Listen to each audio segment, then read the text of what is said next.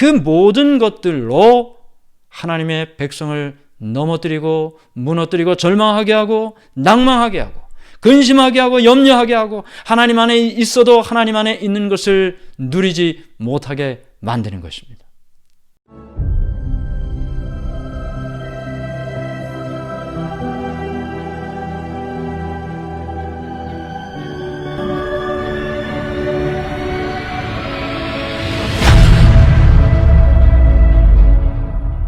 오늘 우리는 사탄의 위장 전술이라는 제목으로 함께 말씀을 나누도록 하겠습니다. 저는 한동안 특별히 하나님께서 우리에게 주신 예언의 말씀을 중심으로 말씀을 함께 연구하려고 생각을 하고 있습니다. 그래서 우리가 아는 것처럼 이 시대가 우리가 살아왔던 그 어느 시대보다도 하나님의 말씀 가운데 특별히 마지막 시대에 관한 사건에 초점을 맞추는 시대를 우리가 살아가고 있습니다. 그래서 글쎄요, 언제까지라고 제가 이야기할 수는 없지만 한동안은 예언의 말씀을 중심으로 우리가 함께 말씀으로 하나님께 예배를 드리고자 합니다. 그래서 바라기는 우리 모두의 마음속에 시대에 일어나는 모든 일들을 바라보면서 그냥 뉴스에서 나오는 것으로만 듣지 말고 눈에 보이는 여러 사건으로만 보지 말고 성경 하나님의 말씀 속에 나타난 하나님의 뜻이 무엇인지 말씀을 통해 세상을 바라보는 예언에 깨어있는 백성으로 살면 참 좋겠습니다. 그래서 매일 이 예배를 드리는 시간을 통해서 예언의 말씀을 통해 그렇게 우리가 하나님께 변화되는 시간이 되기를 간절히 바랍니다. 오늘은 사탄의 위장 전술이라는 제목으로 말씀을 나누도록 하겠습니다. 자, 여러분 사자를 혹시 언제쯤 보셨나요? 사자. 네. 동물원에 가면 사자가 있습니다. TV나 여러 인터넷을 통해서도 우리가 사자 흔히 볼 수 있습니다. 그런데 굶주린 사자가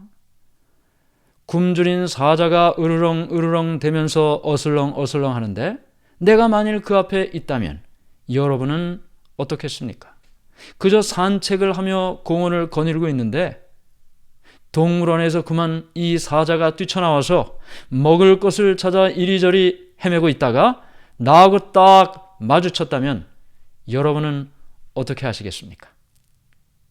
그런데 이 성경에 이 사자에 대한 이야기를 이렇게 이야기하고 있어요.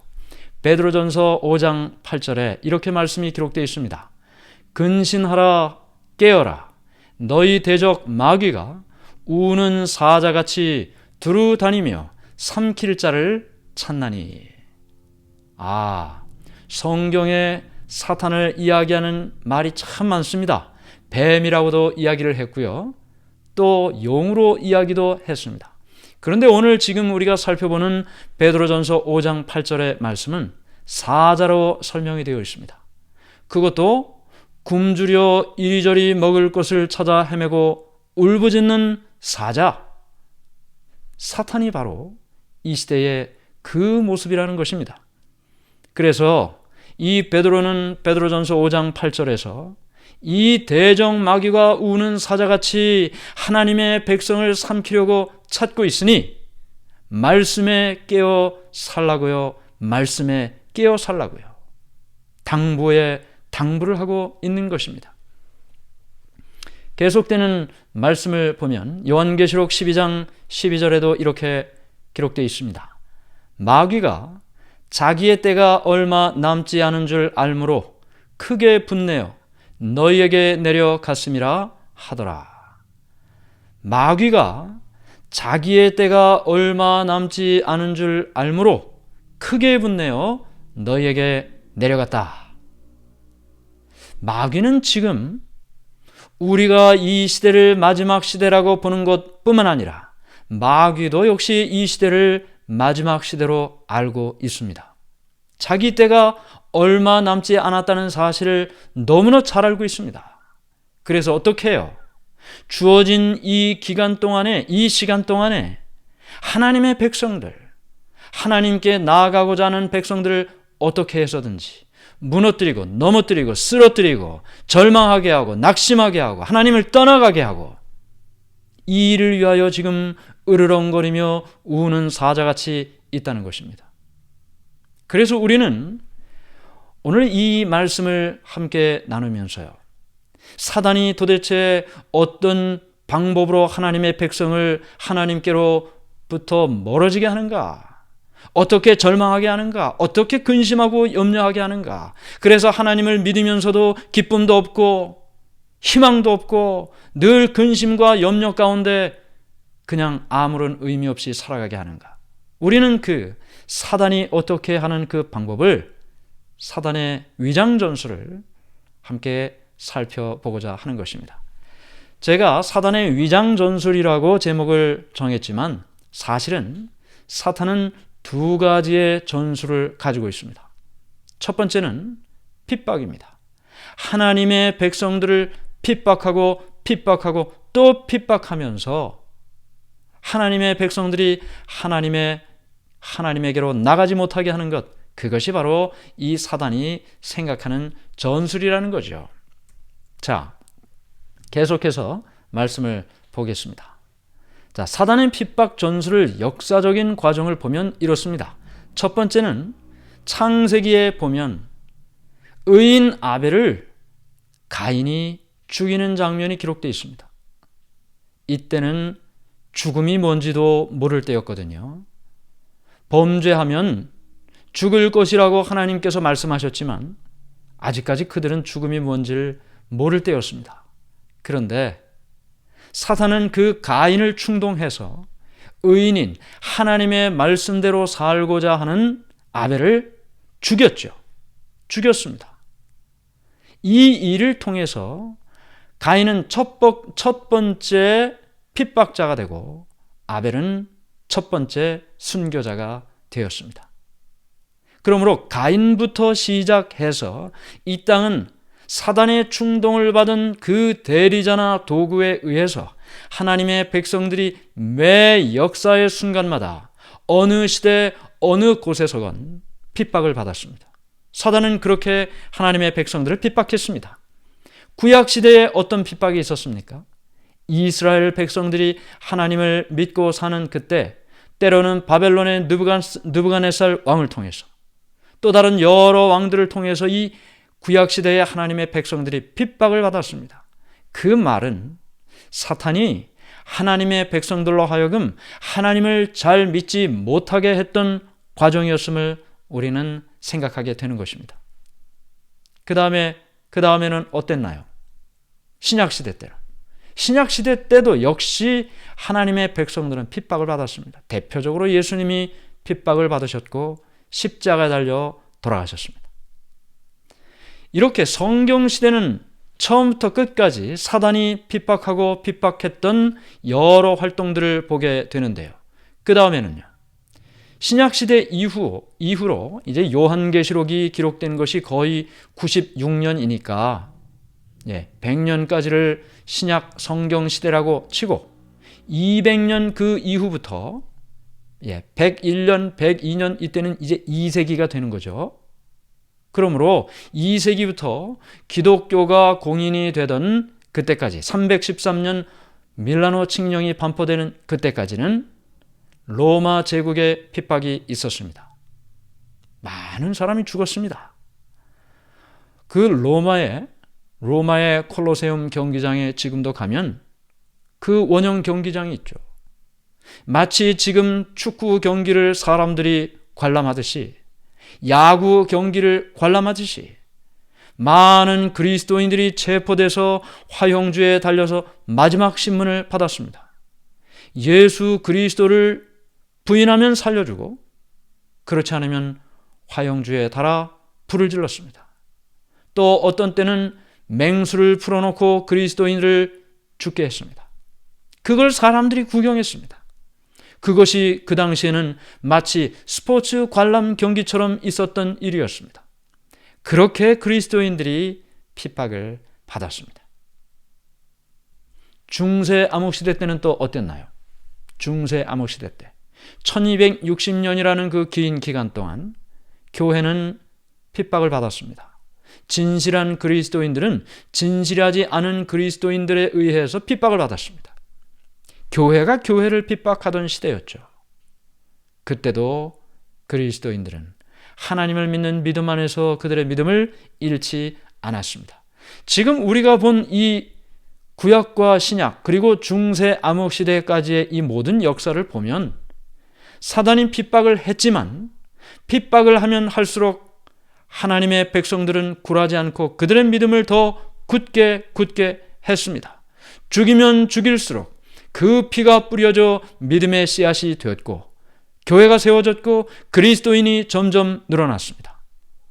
그러므로 사단의 첫 번째 핍박 이 전술은 실패로 끝났습니다. 그 다음 두 번째로 사단이 그리스도인들을 하나님께로부터 멀어지게 하기 위하여 선택한 방법이 바로 오늘 우리가 제목으로 삼은 위장 전술입니다. 핍박을 해도 안 되니까 이제는 비슷하게 믿게 하는 것입니다. 제대로 믿는 것이 아니고 비슷하게 믿게 하는 것입니다. 그래서 성경 여러 곳에는 사탄이 이와 같은 위장 전술을 통해서 하나님의 백성들을 유혹하고 미혹하고 혼란 가운데 빠뜨리고 마침내는 하나님을 믿되 잘못 믿도록 하는 많은 일들이 기록되어 있습니다. 자, 사단의 위장 전술 함께 살펴보겠습니다. 첫 번째는 사단이 어떻게 위장한다고요? 데살로니가 후서 2장 4절에 보면 하나님으로 위장한다 그랬어요. 하나님처럼 보이게 한다고 했습니다. 그는 대적하는 자라 신이라고 불리는 모든 것과 숭배함을 받는 것에 대항하여 그 위에 자기를 높이고 하나님이라고 내세우느니라. 내가 하나님이라고 이야기를 하고 나타난다는 것입니다. 하늘에 계신 창조주 하나님이 계신데도 불구하고 자신이 하나님이라고 이야기하면서 하나님으로 위장하는 일을 할 것이다. 사탄의 위장 전술의 한 가지로 소개되고 있습니다. 그 다음에 계속해서요. 두 번째는 예수님으로도 위장한다 그랬어요. 예수님으로도. 마태복음 24장 4절 5절 나는 그리스도라 하여 많은 사람을 미혹하리라. 자, 여기 지금 이 그리스도라고 얘기하는 이분이 정말 예수님이라면 사람들을 미혹하는 일이 있겠습니까? 그런 일이 없죠. 예수님은 절대로 그런 분이 아니시니까요. 그런데 나는 그리스도라고 하면서 많은 사람을 미혹하게 한다는 말은 그 그리스도라는 존재가 실제는 그리스도가 아니고 가짜라는 얘기입니다. 진짜가 아니라는 얘기죠.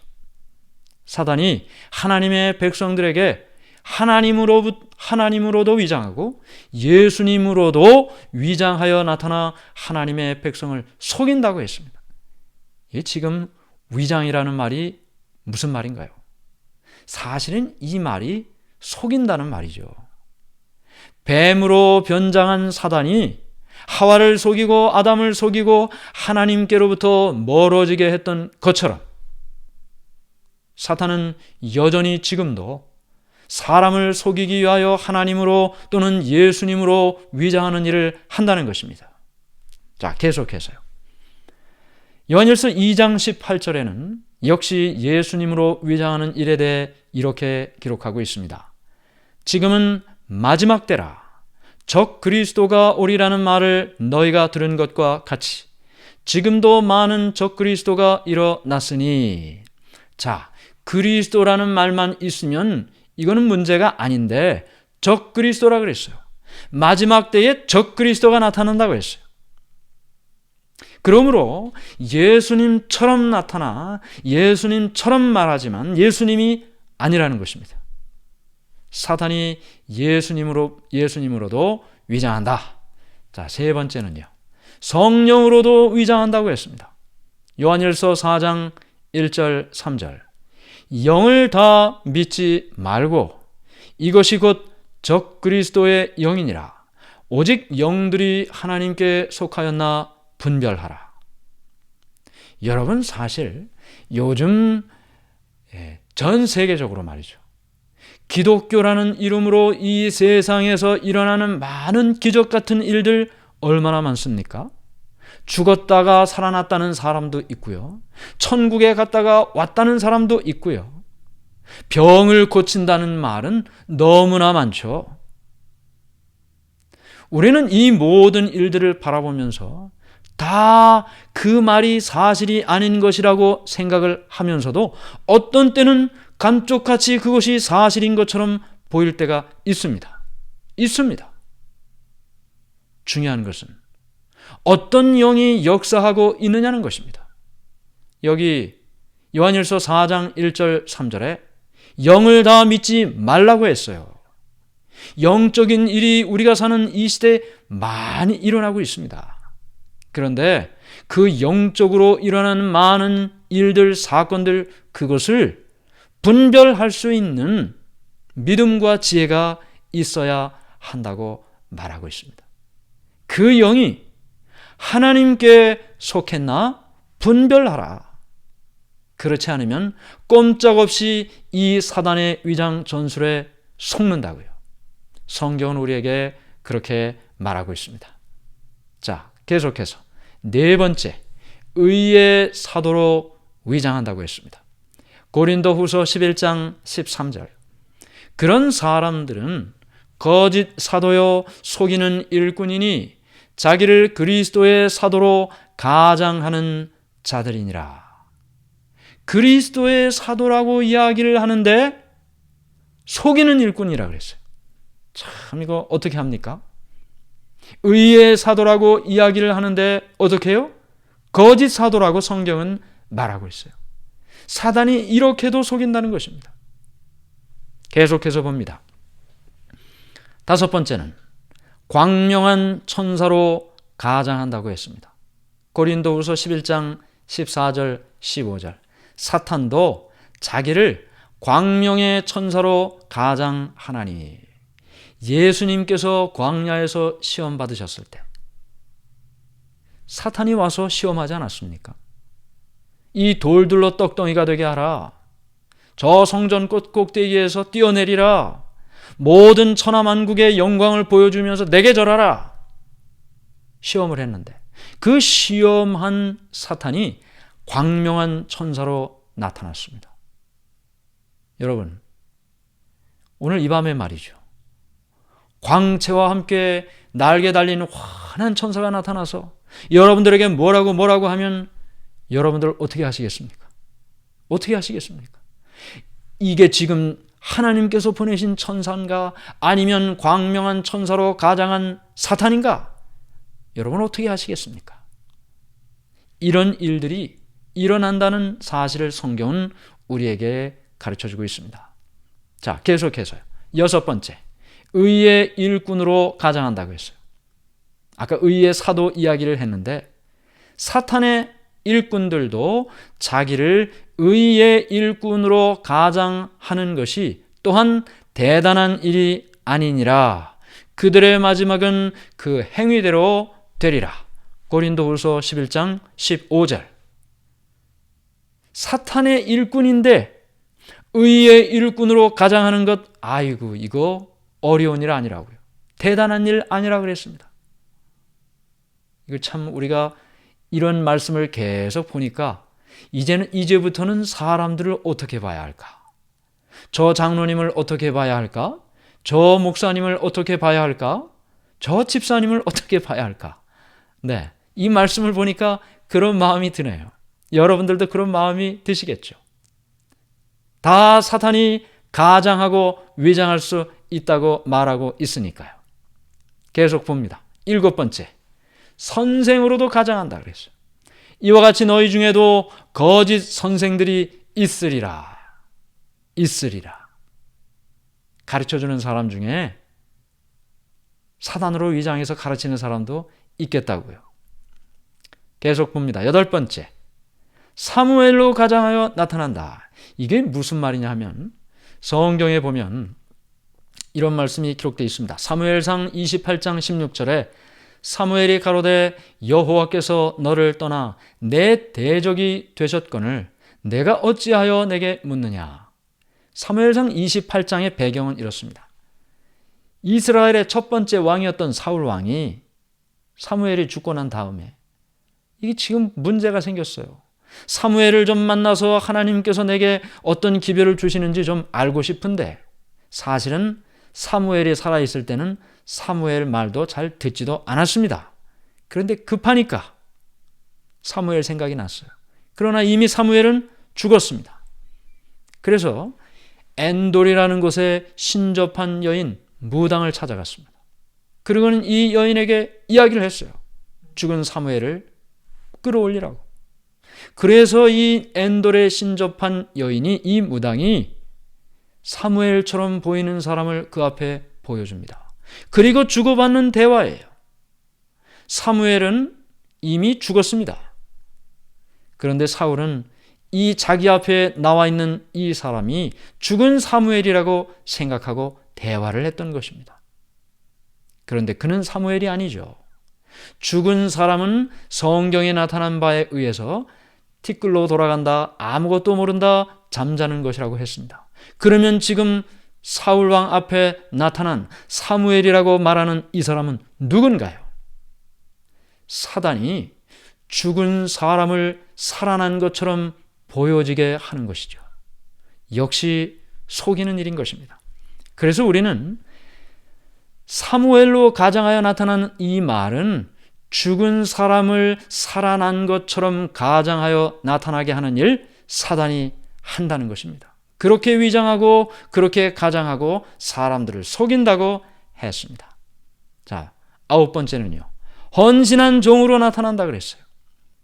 나더러 주여 주여 하는 자마다 다 천국에 들어갈 것이 아니요 그날에 많은 사람이 나더러 이르되 주여 주여 우리가 주의 이름으로 선지자 노릇하며 주의 이름으로 귀신을 쫓아내며 주의 이름으로 많은 권능을 행하지 아니하였나이까 하리니.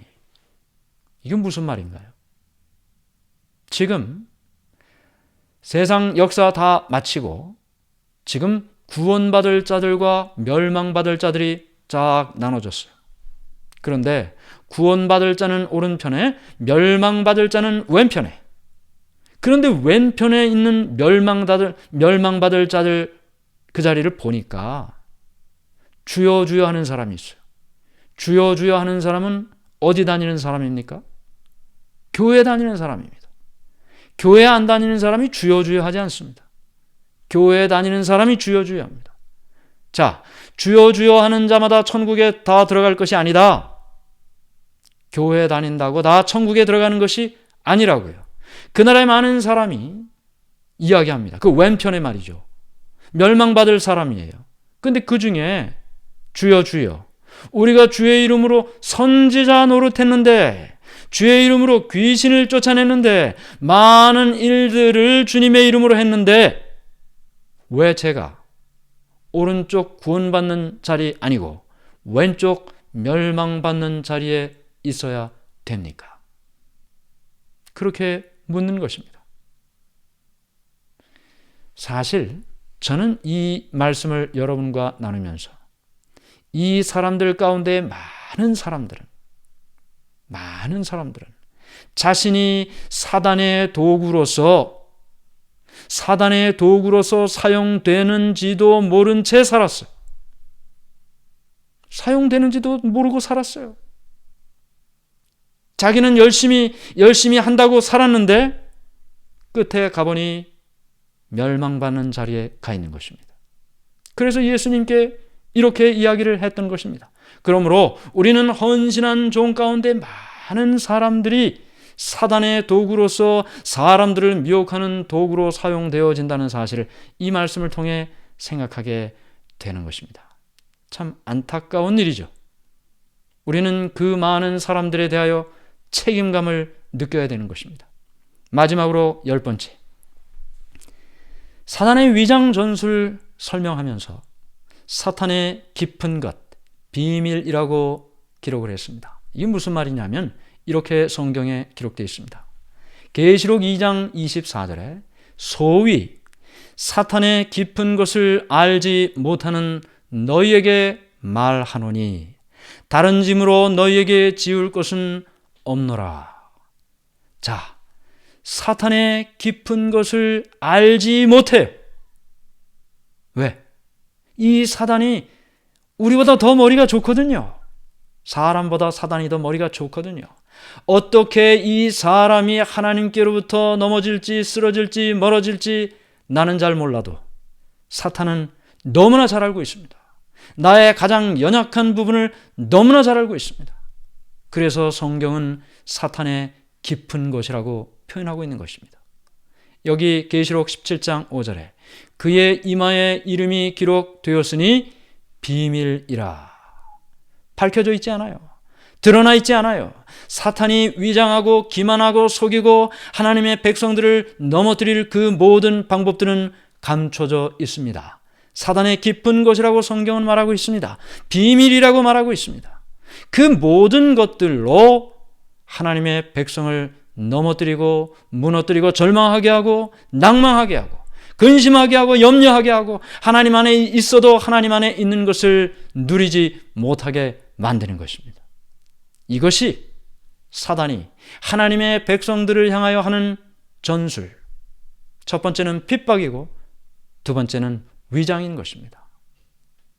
이 모든 것들을 살펴보면서 우리는 이 거짓된 사단의 위장 전술 속에서 어떻게 참인지 거짓인지를 구별할 수 있을까요? 여러분 어떻게 구별하시겠습니까?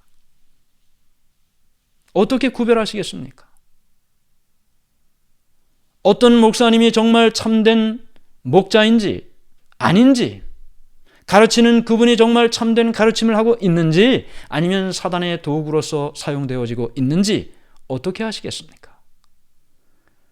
사탄이 아무리 하나님의 백성들을 넘어뜨리려 해도 하나님께서 우리에게 주신 열쇠가 있습니다. 열쇠가 있습니다. 하나님의 백성들을 사랑하셔서 성경을 통해 열쇠를 주셨습니다. 그 참과 거짓을 구별할 수 있는 방법을 주셨습니다. 그것이 뭐냐 하면 진리의 열쇠를 주셨어요. 요한복음 17장 17절에 그들을 진리로 거룩하게 하옵소서. 아버지의 말씀은 진리니이다. 이 진리의 말씀이 열쇠입니다.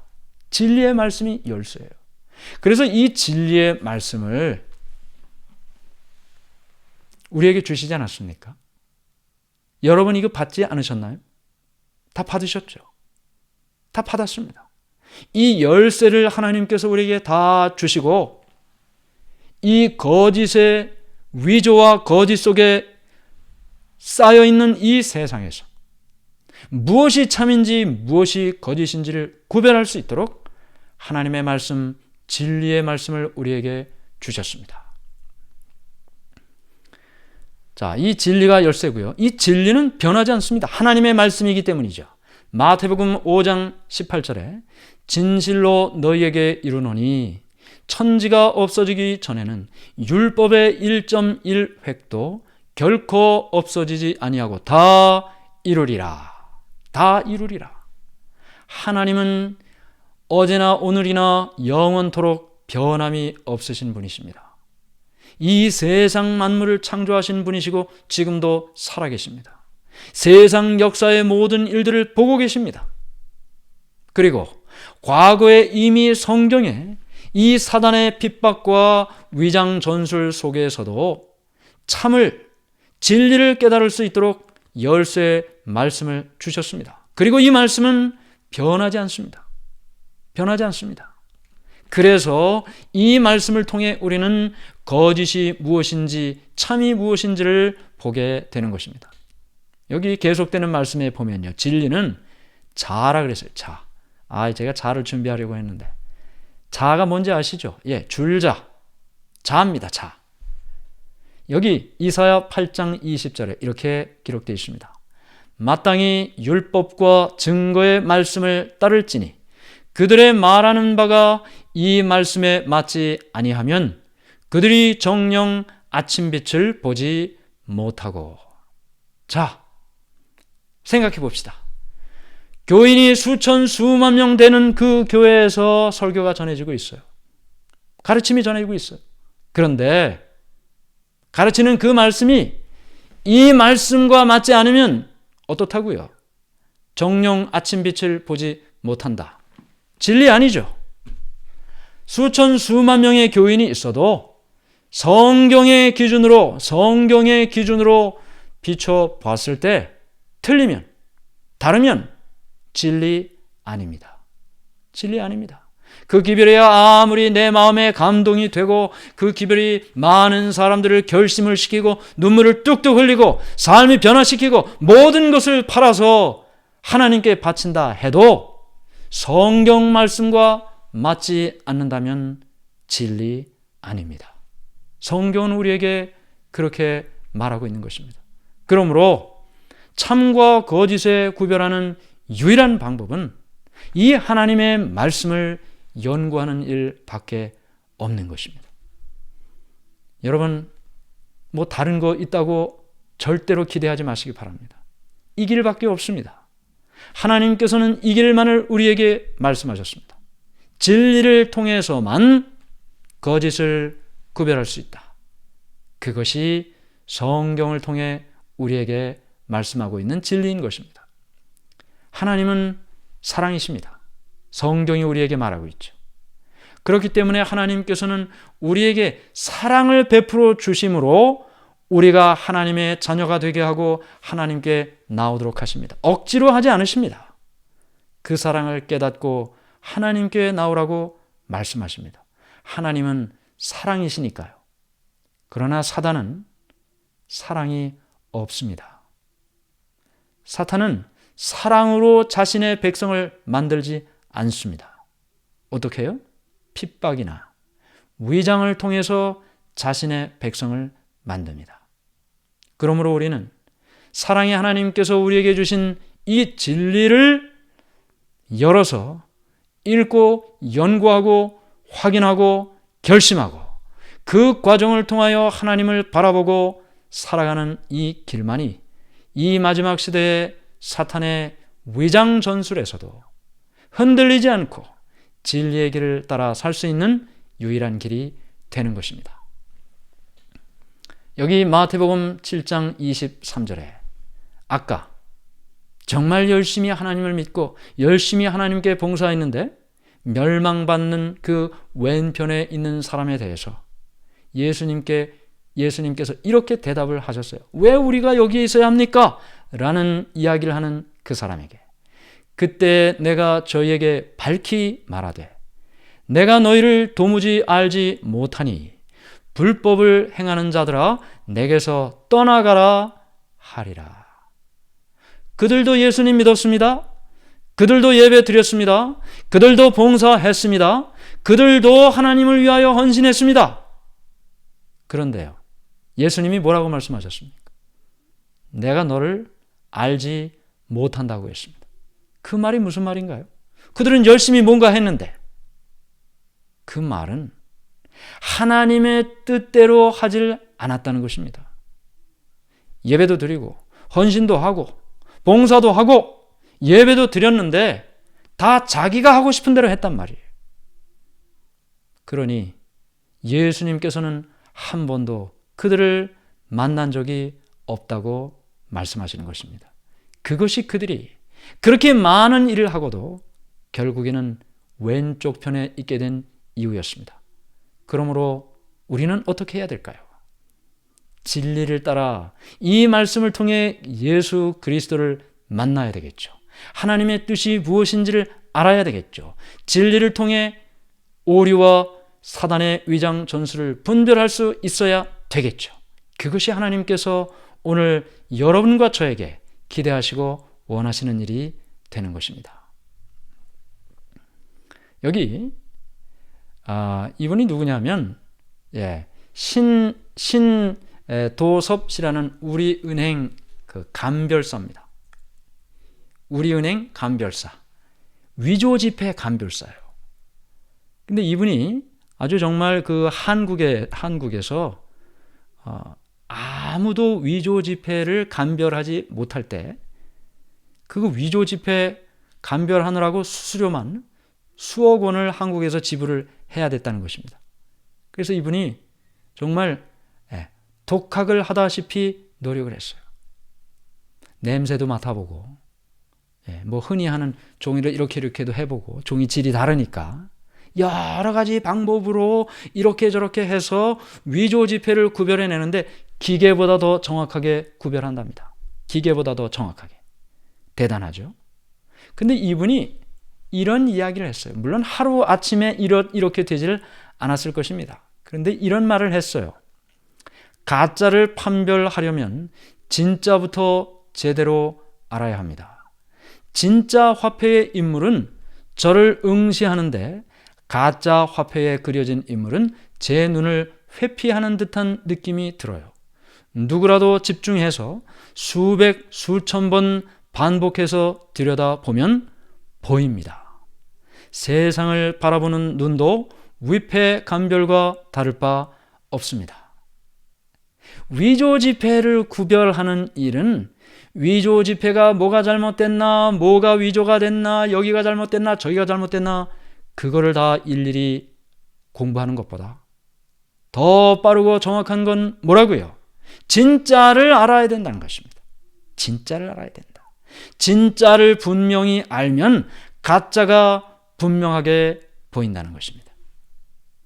그래서 하나님께서 우리에게 진리를 주셨습니다. 오늘 하나님께서 우리에게 주신 진짜, 이 진리의 말씀을 부지런히 보고 또 보면 이 모든 시대의 사단의 위장, 모든 오류, 이 사실을 볼 수 있다는 사실을 생각하면서 저와 함께 말씀을 통해서 하나님의 말씀을, 이 말씀의 여행을 함께 동행하시기를 부탁드리며 이 시간의 말씀을 마치겠습니다. 네, 오늘 마지막 찬미는 나 주의 도움 받고자 함께 찬미 부르겠습니다.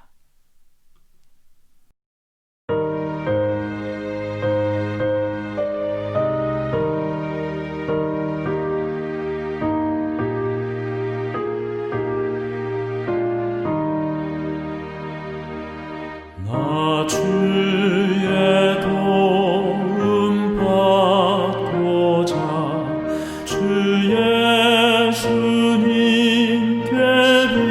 빕니다. 그 구원 허락하시사 날 받으옵소서.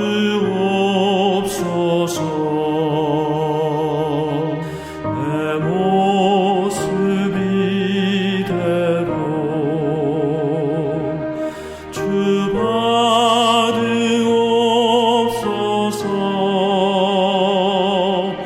날 위해 돌아가신 주 날 받으옵소서.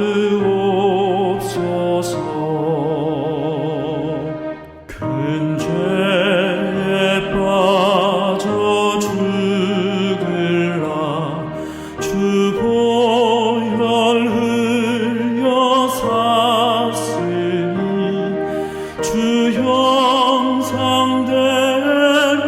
빚으사 날 받으옵소서.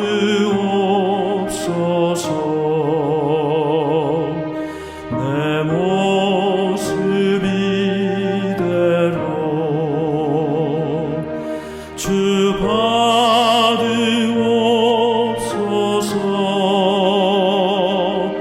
날 위해 돌아가신 주 날 받으옵소서.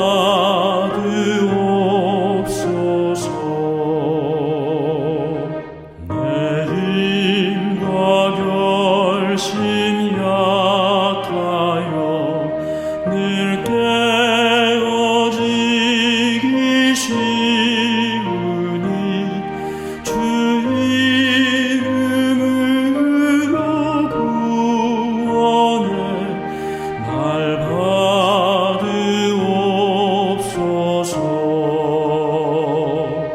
내 모습 이대로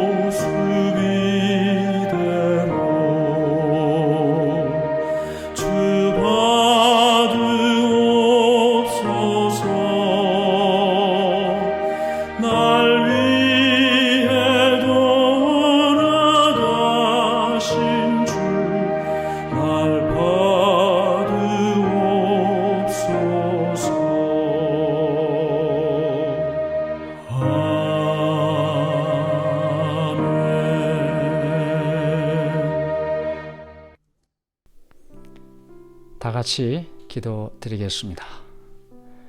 하늘에 계신 하나님 아버지, 하나님의 은혜를 감사하고 감사합니다.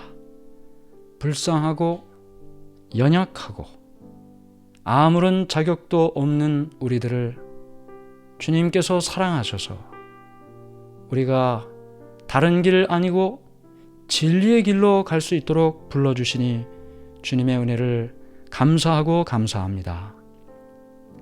세상은 거짓과 위장이 뒤덮여 있습니다. 사탄은 자기의 때가 얼마 남지 않은 것을 너무나 잘 알고 있습니다. 세상의 택한 백성들도 넘어뜨리려 하고 있습니다. 이때에 하나님께서는 이것저것 하나님의 백성들을 사랑하셔서 그들이 사단의 이와 같은 일에 넘어지지 않고 하나님께로 나오기를 원하셔서 이처럼 말씀 진리를 우리에게 주시니 주님의 은혜를 감사하고 감사합니다. 우리를 사랑하시는 그 하나님의 크신 사랑을 저 넓은 바다처럼 바라보게 하시고 저 높은 하늘처럼 바라보게 해 주시옵소서. 그리하여 세상의 눈을 돌려 이제는 하나님의 말씀에 눈을 고정하고 진리 주신 이 열쇠를 찾게 하시며 말씀을 따라 진리의 길로 사는 우리 모두가 되게 인도해 주시옵소서. 주님께 마음을 드린 당신의 귀한 종들에게 이제로부터 영원히 함께해 주시옵기를 예수님의 이름으로 기도드리옵나이다. 아멘.